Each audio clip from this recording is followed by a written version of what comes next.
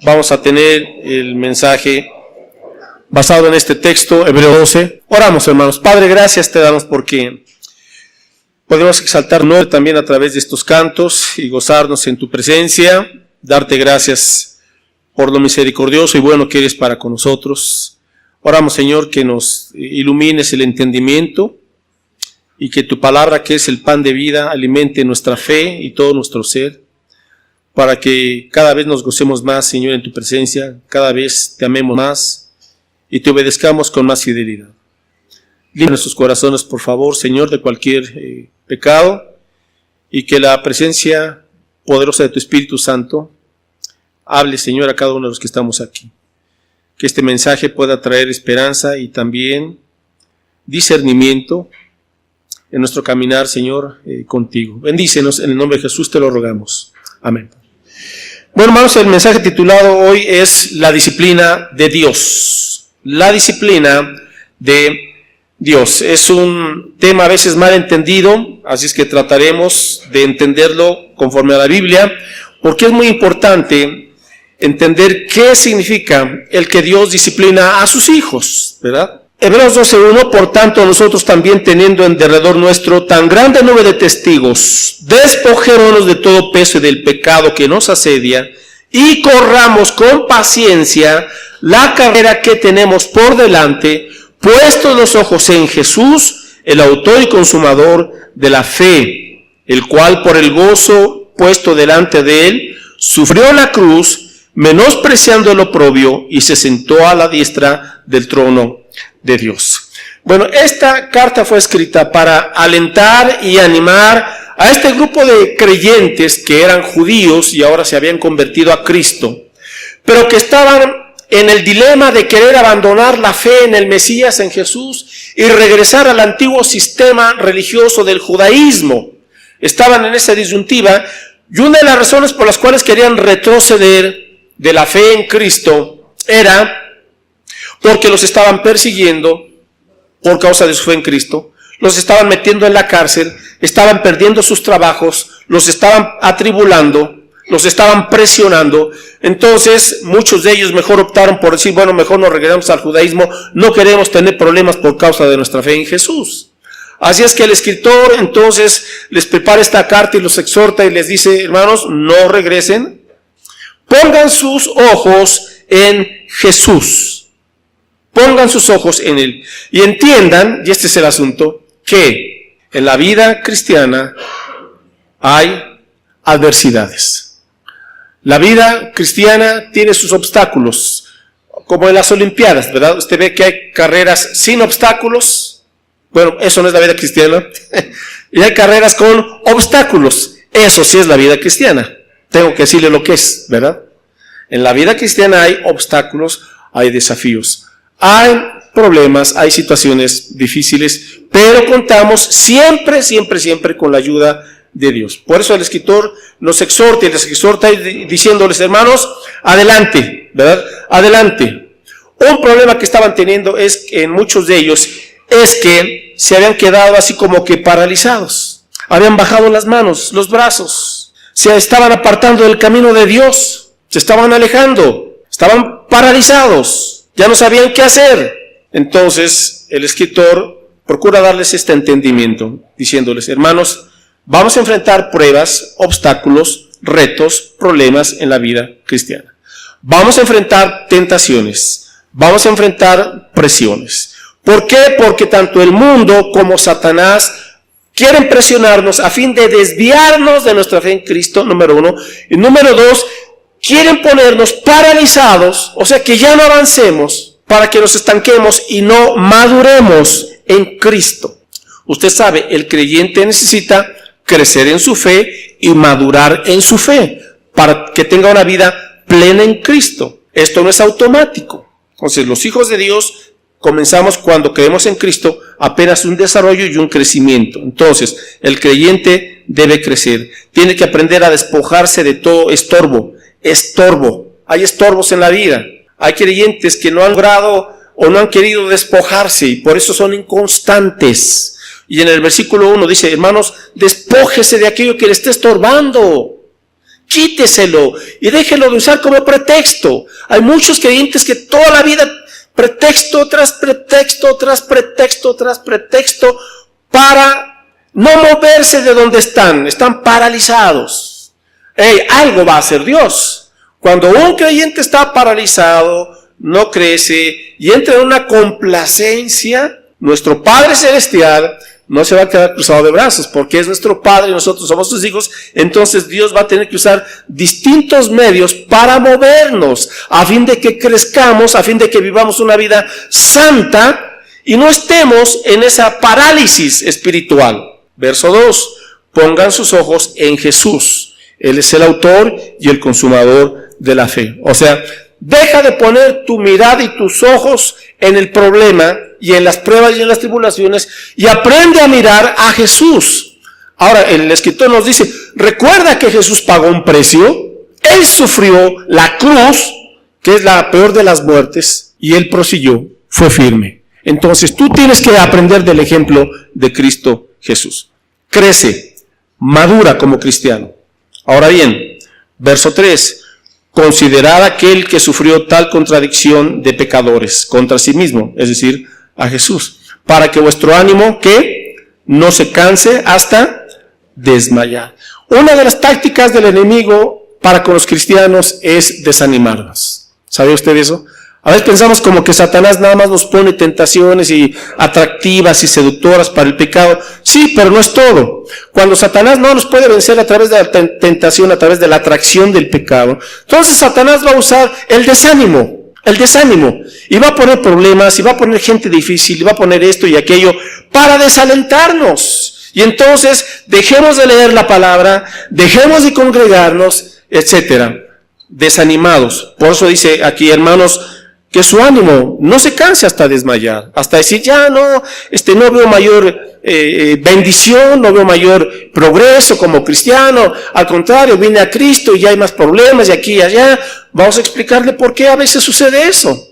Y es que algo que tenemos que entender, verso 5, hermanos, ya habéis olvidado, les dice aquí el escritor, la exhortación que como a, ¿qué? Hijos se os dirige diciendo. Entonces aquí marca con claridad, esta palabra va para los hijos de Dios. Ahora, hay inconversos también, gente que no ha creído en Cristo, sí, pero principalmente esta palabra va dirigida al pueblo cristiano.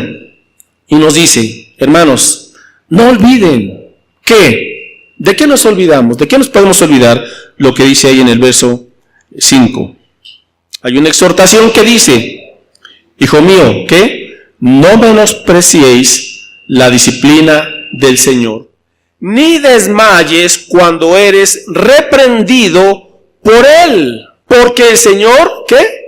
Al que ama, disciplina y lo azota, a todo el que recibe por hijo. 3 veces en el versículo 5 y 6 se menciona la palabra hijo. Entonces está haciendo un énfasis. Número 1, entiende que eres hijo de Dios, hija de Dios. Bueno, ese es un consuelo, porque la disciplina es algo difícil de entender, de asimilar y de experimentar, hermanos. A ninguno de nosotros nos gusta la disciplina, ¿verdad? Sin embargo, si usted quiere progresar en la vida, va a necesitar disciplina en todas las áreas, en todos los ámbitos. El estudiante necesita ser disciplinado. El trabajador necesita ser disciplinado para cubrir sus metas y sus responsabilidades. En el hogar necesitamos disciplina también. En todos los ámbitos, y no se diga en la vida cristiana, la disciplina. Ahora, pero como Dios nos conoce perfectamente, Dios va a tener que usar, hermanos, este medio que se llama la disciplina divina para ayudarnos a progresar, a que no nos estanquemos. Muchos no ven la gravedad del estancamiento espiritual. Es algo grave, porque Dios no nos llamó a la mediocridad ni al estancamiento. Dios nos llamó a crecer, a progresar, a avanzar, a madurar, a vivir una vida plena en Cristo Jesús. Entonces, dice aquí en el verso 5, hermanos, no se olviden, no menosprecien la disciplina del Señor, ni se desanimen cuando son reprendidos por Él. Entonces, aquí hablamos, hermanos, en cierto sentido, ¿habrá sufrimiento en la vida cristiana? Sí. Entonces, tengo que hablar de este tema, ¿verdad? Me gustaría decir que no hay sufrimiento en la vida cristiana, pero no, hermanos. Hay sufrimiento, hay periodos, hay momentos. en donde tendremos que enfrentar de una u otra manera el sufrimiento. Entonces, si usted piensa que por ser hijo de Dios y usted piensa que por estar consagrado al Señor no tendrá problemas en la vida, no es cierto eso. No. Siendo creyentes habrá una porción de sufrimiento que tendremos que enfrentar a lo largo de la vida. Ahora, aquí habla de disciplina. ¿Qué significa disciplina? Disciplinar significa formar, corregir, cultivar y educar. Repito, formar, corregir, cultivar y educar, de modo que estos elementos nos ayuden a desarrollarnos. Para eso es la disciplina de Dios. Es decir, que la disciplina de Dios tiene propósitos, y vamos a verlos a continuación. Hay propósitos. Hay una diferencia entre la disciplina de Dios y el juicio de Dios. Dios no envía juicio a sus hijos, porque el juicio por nuestros pecados lo llevó, ¿quién? Cristo en la cruz. Entonces, Dios, bendito sea el Señor, ya no nos envía ningún juicio a los cristianos, pero sí nos envía disciplinas, que es diferente. El juicio es para la gente sin Cristo que no quiere entender. Y Dios tiene que usar diversas formas para llamar a la gente al arrepentimiento, para que vengan a Cristo, y son juicios. Pero a fin de cuentas, el juicio de Dios tiene como propósito el que la gente busque y regrese a Dios. Ahora, vamos a discernir este aspecto, porque a veces pensamos que solamente, es Dios, un Dios enojado, un Dios iracundo. No, Dios, una de sus características es que tiene ira, pero no es como la ira humana. La ira humana muchas veces es visceral. La ira humana brota del enojo o de la venganza. En Dios es diferente. La ira de Dios es perfecta. Pero Dios ha librado a los cristianos aún de esa ira perfecta. Porque esa ira la llevó Cristo, la pagó, Él la asumió por nosotros. Entonces podemos estar con esa tranquilidad. Que Dios nos está enviando un juicio. Él puede enviar un juicio sobre una nación inconversa, sí. Pero sobre el pueblo suyo, Dios envía disciplina. Vamos a ver la diferencia. Muy bien, por un lado, nos dice aquí en el verso 7 que si soportáis la disciplina, Dios os trata como a hijos. Porque ¿qué hijo es aquel a quien el Padre no disciplina? Pero si se os deja sin disciplina, de la cual todos los cristianos han sido participantes, entonces sois bastardos y no hijos. Por otra parte, tuvimos a nuestros padres terrenales que nos disciplinamos y los venerábamos. ¿Por qué no obedeceremos mucho mejor al Padre de los Espíritus y viviremos? Y aquellos, nuestros padres, ciertamente por pocos días nos disciplinaban como a ellos les parecía. Pero nuestro Padre, para lo que nos es provechoso, para que participemos de su santidad. Verso 11. Es verdad, ninguna disciplina al presente parece ser causa de gozo, sino de tristeza. Pero después da fruto apacible de justicia a los que en ella han sido ejercitados. Bueno, pregunta, ¿Dios castiga? Sí, ¿no está leyendo eso? Sí castiga, nada más que hay que entender cómo es su castigo. No es un castigo como el de los humanos, hermano. Nosotros somos muy, discúlpeme la expresión, salvajes para aplicar castigos. Dios no. Dios aplica el castigo correcto. Y es un castigo, escúchelo bien, ahí va la diferencia, correctivo. ¿Sí? Correctivo. Porque puede haber un castigo destructivo. Ese no es el que aplica a Dios a sus hijos. Dios envía un castigo correctivo. Bien. Ahora, ¿por qué es esto? Por varias razones. Número uno. Ahora, como cristianos, hermanos, seguimos luchando con el pecado. Pero a veces estamos en el insiste y estamos de obstinados, de rebeldes y de necios hacia Dios, aún los cristianos. Pregunta, ¿qué va a hacer Dios con un cristiano rebelde, necio y que está de testarudo? ¿Qué va a hacer? ¿Se va a hacer de la vista gorda el Señor? ¿Usted cree? Claro que no, hermanos. Pero por supuesto que no. Por cuanto somos sus hijos y por cuanto Él nos ama, quiero dejar esto bien claro, que es el amor de Dios lo que le obliga, por decirlo así, ¿verdad?, a disciplinarnos.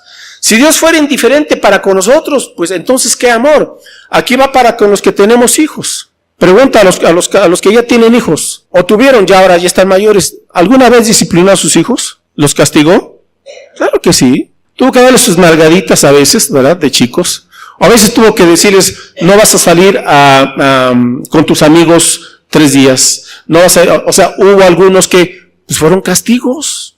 ¿O no? Fueron castigos correctivos. Ahora, ¿por qué lo hicieron nuestros papás? ¿Por qué? ¿Porque les caíamos mal? No, ¿por qué? Porque nos amaban. Entonces, el amor implica, ¿qué, hermanos? Castigo correctivo o disciplina. El caso del rey David, ¿se acuerda de él? ¿Qué hizo el rey David? ¿Qué hizo? Adulteró. ¿Qué más? Mandó matar. ¿Era hijo de Dios David? Sí. Sin embargo, David se quedó un año calladito, ocultando su pecado. No lo confesaba a Dios. Hasta que Dios dijo, hasta aquí, ¿verdad? Y después de un año en que Dios le dio tiempo a David para que se arrepintiera y confesara, Dios llamó al profeta Natán. Natán lo confrontó y le dijo, has hecho esto y esto y esto. ¿Y qué hizo David? Sí, pequé contra Jehová. O sea, reconoció. Luego se arrepintió. ¿Qué hizo Dios? ¿Lo perdonó? Sí. Pero tuvo ¿qué? Consecuencias. Consecuencias. Por un lado, el bebé que venía en camino, ¿verdad? Producto de embarazar a Betsabé, falleció. Luego el Señor le dijo, pues vas a tener problemas en tu familia. Son tus consecuencias. No podemos decir que en sí que Dios se lo envió, no. Son consecuencias de su pecado. Sin embargo, con ese correctivo, David, mis hermanos, fue un siervo que se acercó más a Dios, no volvió a realizar los mismos pecados y David creció y maduró. Y hasta el día de hoy nos sirve de ejemplo a nosotros los cristianos. ¿Se da cuenta? Cómo la disciplina de Dios, aún de otros, podemos aprender, mis hermanos, ¿verdad? Si Dios no hubiera hecho nada con David, pues olvídense, pero Dios actuó a fin de que no volvamos nosotros a la misma situación. Salmo 89, verso 30. Aquí habla el Señor para con su pueblo, pero también hablamos de la disciplina y de la misericordia de Dios. 2 elementos que no podemos separarlos del Señor.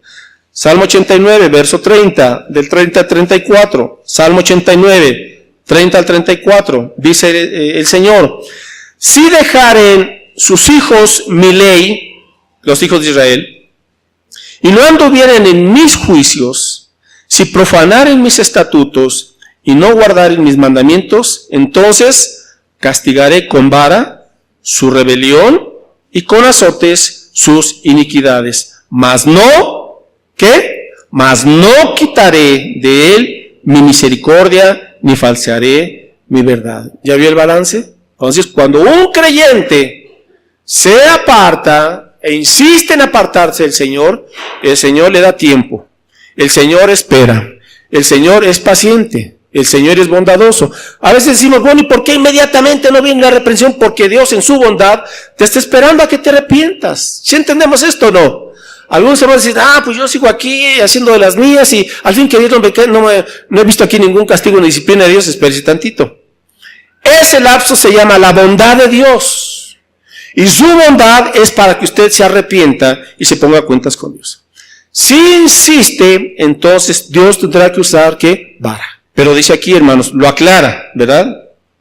Pero no olvidaré mi pacto y no quitaré de él mi misericordia, ni falsearé mi verdad. Entonces, cuando usted se da cuenta que Dios lo está corrigiendo y disciplinando, recuerde que Dios lo está haciendo con amor y con su misericordia. Entonces, número 1, el propósito de la disciplina es corregirnos, castigo correctivo. Cuando Dios nos disciplina, hermanos, recuerde esto, Dios no nos está rechazando, sino corrigiendo. ¿Sí? Cuando Dios nos disciplina, Dios no nos está rechazando, sino corrigiendo. Nos está diciendo, vuelve al redil, endereza esas sendas torcidas, regresa al camino recto. Alguien dijo, la mano divina que disciplina proviene de un corazón amoroso. No se lo olvide.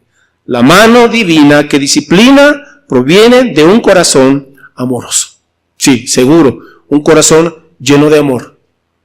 2, otro propósito de la disciplina divina es prevención, para prevenir. A veces Dios nos disciplina para prevenir el pecado. Esas disciplinas son como cercas divinas para protegernos y evitar que caigamos. Un ejemplo, Pablo fue disciplinado por el Señor de manera, ahora viene aquí, preventiva. Cuando Pablo dijo, tuve unas visiones, de parte del Señor, ¿verdad? Y fueron tan sublimes que no me es permitido hablar de ellas. Y dice Pablo, pero para que yo no me enaltezca a causa de esas visiones, Dios envió un aguijón en mi carne. ¿Qué estaba haciendo el Señor? Disciplinando a Pablo de manera preventiva. Es decir, ¿Pablo era orgulloso? No, era muy humilde. Pero para evitar que se enorgulleciera por causa de esas revelaciones, Dios le da una disciplina preventiva para que Pablo permaneciera humilde. ¿Sí está clara la diferencia? No es que Pablo estuviera pecando, no. Es para evitar que Pablo se enorgulleciera y se pusiera de soberbio. Y dijera, no hay nadie como yo. No. Entonces Dios le manda por ahí un aguijón en la carne y lo tiene tranquilo y humilde. ¿Sí, hermanos? Disciplina preventiva. Usted igual con los hijos, cuando usted ya como una persona madura y adulta y le dice a su hijo, permíteme aquí, ir aquí y así, ya sabe con quién va, pues con los amigos de aquí y allá, y qué va a haber, pues va a haber hartas cervezas y vino y baile y aquí y allá, y usted que le dice, no vas. ¿Qué está usted haciendo? Aplicando una disciplina que preventiva, porque usted sabe que si deja ir a su hijo o a su hija a ese lugar, a ese antro, con todos sus amigos que les gusta, ¿verdad?, beber, y va a haber relajo, y va a haber sexualidad, y va a haber de todo, pero usted dice, no, mijito, no vas, y no vas, punto. Y se lo explica, y aunque no lo entienda, no vas, porque vas a un ambiente en donde vas a caer, es lo más seguro. Así es que hay una disciplina preventiva. ¿Cómo le responde su hijo o su hija? ¿Se acuerda cuando usted le aplicó algo así? Feliz y contento, ¿verdad? Ay, gracias por tu comprensión, papá y mamá. No, pone su trompa de elefante, se enoja y con su carota. Pues lo siento mucho, ¿verdad? Pero esa disciplina preventiva le ayuda a evitar que caiga en una situación dolorosa. Ok. Y otra disciplina, hermanos, de Dios es para educar. Otro propósito, para educar. La disciplina de Dios nos educa para un mejor servicio y para ser creyentes más auténticos y más sinceros. Un ejemplo. Job 1:1 dice aquí que no había otro varón tan íntegro como Job. Job 1:1, hubo en tierra de Uz un varón llamado Job, y era este hombre perfecto, o sea, maduro y recto, temeroso de Dios y apartado del mal. Vaya, qué características de este varón de Dios. De veras que era un varón de Dios. Y ya sabe usted la historia de Job. ¿Qué le pasó a Job? Bueno, se acerca Satanás, comienza a platicar con Dios, y Satanás le dice, bueno, Dios le dice, ¿no has visto de todos mis siervos a Job cómo es de fiel? Y Satanás le dice, bueno, pues te es fiel porque lo has bendecido, por eso te es fiel. Ve, lo has prosperado. Todo lo que tiene Job, una gran familia, es millonario, lleno de salud, pero te es fiel porque lo has bendecido. Y le dice Satanás, a ver, quítale las bendiciones y a ver cómo te responde. Bueno. En ese diálogo celestial, Dios le dice a Satanás, está bien, voy a permitir que tientes a mi siervo Job, pero no le hagas daño a él. Y vamos a ver cómo responde Job. Bueno, ya sabemos la historia. Viene Satanás y mata a todos sus hijos, destruye todo su ganado, y todavía, para concluir, le da una sarna en todo su cuerpo. Rásquese y rásquese y rásquese el pobre Job. Perdió todo, excepto a su querida esposa. Cuando Job se queda sin nada, ¿qué dice la esposa de Job? Maldice a Dios y muérete. No me ayudes, comadre, ¿verdad? Con los consejos. Y Job dijo, Jehová dio, Jehová quitó. Sea bendito el nombre de Dios. Vaya. Y de ahí, hermanos, todos los 40 y tantos capítulos de Job. Hay un diálogo en donde llegan sus amigos, en donde lo comienzan a acusar y a decir, Job, tienes esto porque has pecado. Job, mira cómo te está yendo, algo tienes oculto que...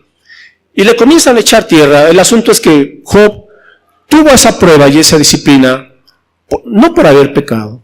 Job nunca entendió y él nunca se enteró de ese diálogo que hubo entre el Señor y Satanás. Él nunca entendió que estaba siendo probado en ese sentido. Ahora, llega un momento en donde Job sí se queja, ¿verdad? Y dice, bueno, ¿por qué me está pasando a mí todo esto? Y casi al final del libro, sale a escena Dios y platica con Job. Y Job siempre preguntando, Dios, ¿por qué me pasó esto? Quiero entender por qué esta tragedia.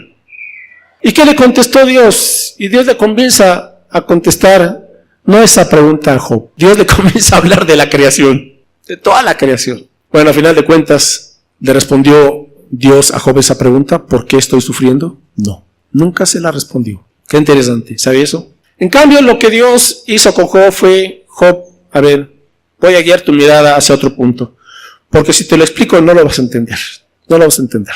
Entonces lo que hace Dios es hablarle de su creación. Y llega un momento dado en donde Job se da cuenta de cuán grande y poderoso y sabio y soberano y maravilloso es Dios. Nada más. Con eso Job dijo, no entendía, de oídas te había oído, pero ahora mis ojos te ven. Entonces la respuesta de Dios fue otra, no contestó su pregunta. Así en nuestra vida, hermanos, habrá situaciones en donde quizás Dios nos va a decir, sí, mira, es por esto. Pero habrá otras situaciones en donde no, Dios no nos va a decir el por qué, punto. No lo vamos a entender. Y aunque Dios nos dijera es por esto, Señor, pues no me gustó. O sea, así somos, ¿verdad?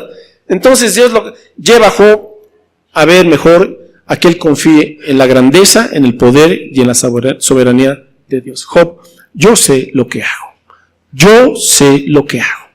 Te estoy educando. Y después de esa prueba, dice la Biblia que Dios quintuplicó las bendiciones a Job.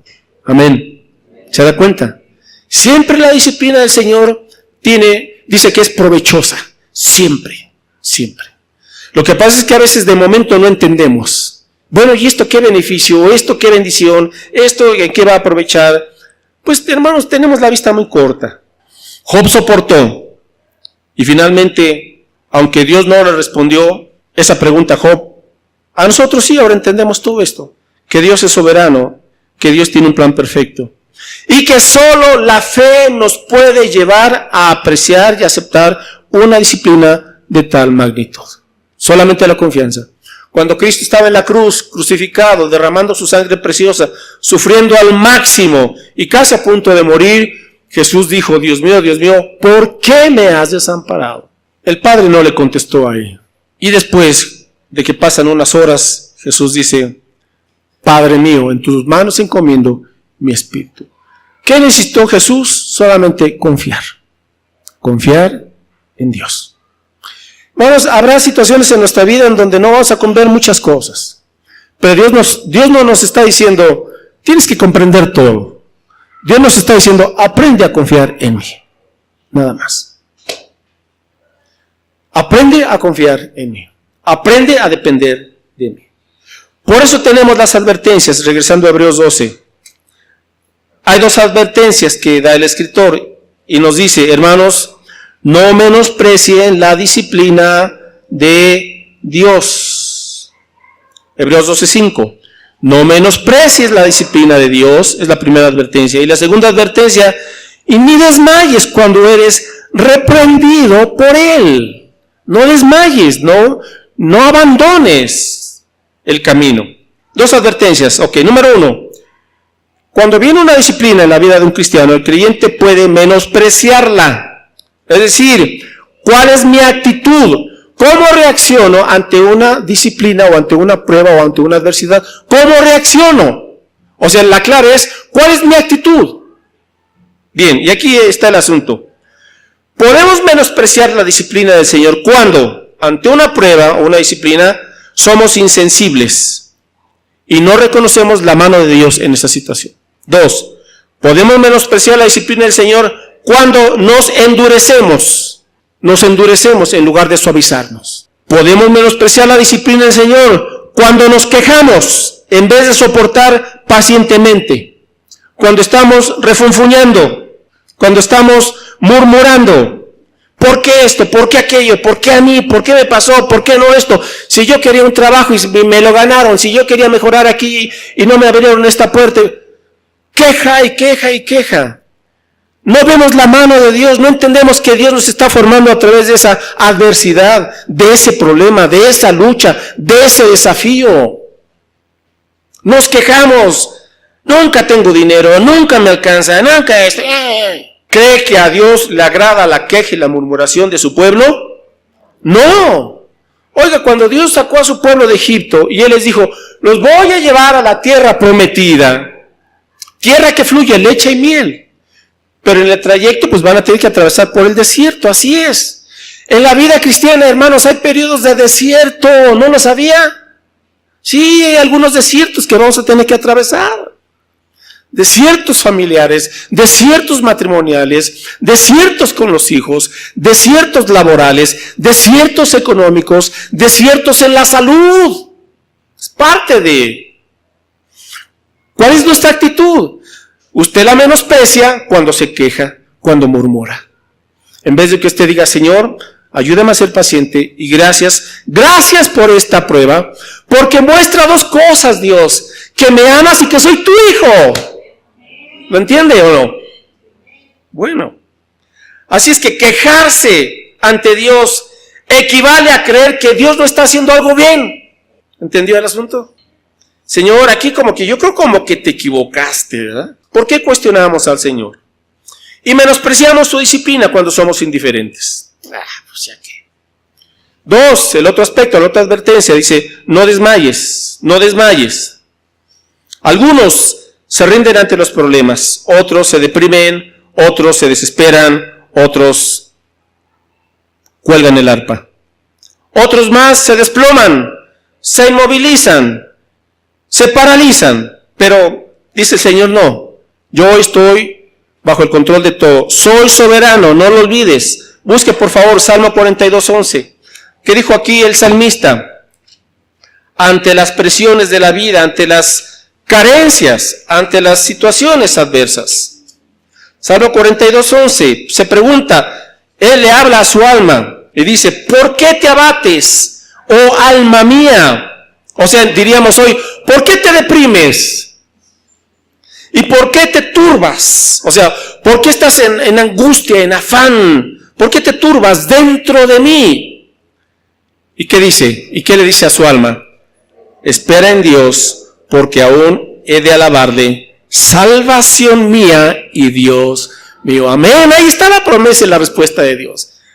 Hermanos, nuestro problema es que a veces nos escuchamos mucho a nosotros mismos en vez de hablarnos más a nosotros mismos. ¿Ya captó el asunto? ¿No le pasa que su alma o su mente dice las cosas, cómo están las cosas, ve aquí y allá, nunca vas a salir adelante, ya Dios te olvidó? Y usted escucha. Cuando esté escuchando eso, diga, para, a ver, te voy a hablar a ti, a mi alma. ¿Por qué te abates, oh alma mía? ¿Por qué te desanimas? ¿Por qué desmayas? Y mejor dígale, espera en Dios, porque aún he de alabarle. Salvación mía y Dios mío. ¿Dios dará una respuesta? Sí, hermanos, por supuesto, pero confíe en Él. Así es que las pruebas prueban dos cosas. Número 1, prueba el amor de Dios. Dios al que ama, ¿qué? Dios al que ama, disciplina.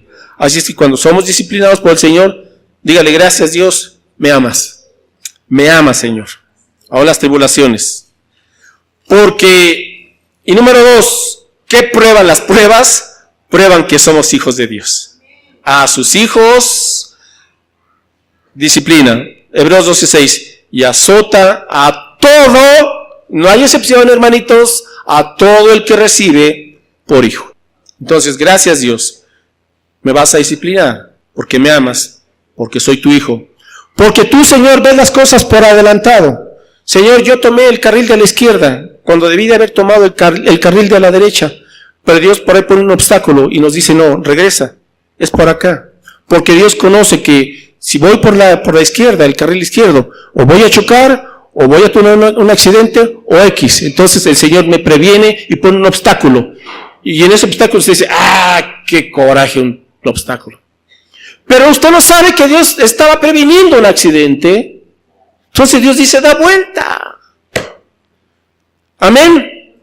Bueno, entonces, al que ama, disciplina. Y su disciplina, mis hermanos, siempre es una disciplina amorosa. Nunca se lo olvide. Satanás le va a meter la duda en cuanto a que Dios lo ama. No, ahora le voy a decir una cosa. Si una persona está de obstinada y de rebelde persistentemente y está haciendo en lo malo y sigue ahí y no hay ninguna disciplina, preocúpese. Preocúpese, quizás no es hijo de Dios. A sus hijos disciplina. Usted disciplina a sus hijos, no a los hijos del vecino. ¿Estamos? Bueno, todo lo dice aquí el escritor. Si Dios no disciplina a los que no son sus hijos. Si tú no tienes disciplina de Dios, pues no has nacido de Dios. Pero si eres hijo o hija de Dios, tenlo por seguro que Dios va a estar velando, cuidando, guiándote y ayudándote. Y las más de las veces, mis hermanos, van a ser disciplinas de manera preventiva. Preventiva. La Biblia es, en su mayoría, preventiva. Hay cosas que son correctivas, sí. Pero habla mucho de manera preventiva, para que no nos demos de topes contra la pared. Así es que consideremos nuestras dificultades como tratamientos espirituales que edifican nuestro carácter y nuestra fe. La disciplina del Señor siempre es apropiada y siempre es la correcta. Y escuche bien esto, ya para concluir. La disciplina es una de las bendiciones más ricas y provechosas de Dios para sus hijos. A ver, usted que lo educaron de joven, ya los que ya somos adultos, ¿hubiera usted querido que en su familia le hubieran aplicado más disciplina? Ahí va la pregunta. Piénsele bien. Si usted me pregunta a mí, que cuando era joven, soltero y guapo, me hubiera gustado que hubieran dado más disciplina, ¿qué le digo? Sí. Y mire que mi papá era bien estricto. Mi mamá no tanto. Ya sabe el balance ahí, ¿no? Pero de joven, pues yo rechacé la disciplina y yo me ponía el tú por tú y por qué y aquí y allá. Yo fui muy rebelde, lo reconozco. Pero a pesar de eso, ahora que han pasado los años, si me preguntan, ¿hubieras querido más disciplina en tu vida como joven? Sí, seguro. La disciplina, hermanos, es una bendición. Es una bendición. Yo creo que usted lo perciba así. Amén. Bueno, concluye aquí el escritor en el verso 12. Por lo cual, y aquí está la conclusión, por lo cual, levantad las manos caídas y las rodillas paralizadas, y haced sendas derechas para vuestros pies, para que lo cojo no se salga del camino, sino que sea sanado. Seguid la paz con todos y la santidad, sin la cual nadie verá al Señor. ¿Qué es lo que está produciendo Dios en nosotros? Santidad. Porque si no hay santidad en nuestra vida, la gente no verá al Señor en nosotros. Es lo que significa. Sin santidad, nadie va a poder ver a Cristo en nuestra vida. Si estamos en el pecado y en el mundo y aquí y allá, pues ¿cómo la gente va a ver a Cristo en nosotros? Eso es lo que dice el autor. Por eso, mis hermanos, la disciplina del Señor es un medio que Él usa para purificarnos, para santificarnos, para que resplandezcamos en el nombre de Cristo. Oremos. Padre, gracias por tu palabra, gracias porque es nuestro Padre, porque, Señor, al adoptarnos tú como hijos, tú te comprometiste a amarnos eternamente y también, Señor, a guiarnos, a educarnos, a corregirnos y a reprendernos cuando es necesario, Señor, porque eres un Padre perfecto, lleno de amor y sabio, soberano, que quiere, Señor, que todos tus hijos seamos bendecidos y andemos en tus caminos y vivamos vidas santas que reflejen a Cristo. Señor, a veces no hemos entendido tu mano amorosa y disciplinadora, pero tu palabra nos ayuda a confiar en ti. A entender, mi Señor, que tú no te desatiendes de nosotros, ni te desentiendes de nosotros. Tienes un plan, Señor, diario, a través del cual nos estás formando y quieres que crezcamos y maduremos y avancemos. Y nos ayudas a entender, mi Señor, que los problemas, los desafíos, las enfermedades, las dificultades, las tribulaciones, las presiones, todo eso, Señor, tú lo usas para bien, para con cada uno de nosotros. Que tú no desperdicias, mi Dios, ningún problema ni ninguna situación, porque estás transformando nuestro carácter a través de tu Espíritu Santo y tu palabra. Señor, perdónanos si nos hemos quejado, si hemos murmurado, si hemos inclusive renegado, o desanimado completamente. Ahora podemos, mi Señor, comprender que Tú estás usando todas esas cosas para formar en nosotros la plenitud de Cristo. Gracias, Dios. Somos Tus hijos. Gracias, Padre, porque nos amas. Señor, ayúdanos a confiar, a correr con paciencia la carrera que nos has propuesto, puestos los ojos en Jesús. No en los problemas, no en las circunstancias, en Jesús tu Hijo. Pues el Señor nos dio el ejemplo al soportar el máximo sufrimiento. Jesús, Tú pagaste todo por nosotros. Ahora permítenos ser fieles y andar en Tu camino. Seguimos orando, y antes de terminar, si usted no ha tenido la oportunidad de venir a Cristo y de pedirle perdón y de venir a Él para que usted sea su hijo o su hija, hoy dígale así: Dios, creo en Ti, Te necesito. Perdona mis pecados, me arrepiento de ellos. Creo que Cristo Jesús dio su vida en la cruz del Calvario por mí, derramó su sangre para perdonarme y limpiarme.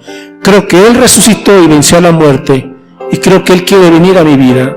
Hoy, Jesús, Te entrego mi ser. Yo Te recibo como mi Señor y Salvador. Creo en Ti, Te doy mi vida, y Señor, también aquí están mis problemas. Pero quiero amarte, quiero conocerte, quiero seguirte, Señor, y que Tu voluntad perfecta se haga en mi vida. Te lo pido en el nombre de Cristo Jesús. Amén. Amén.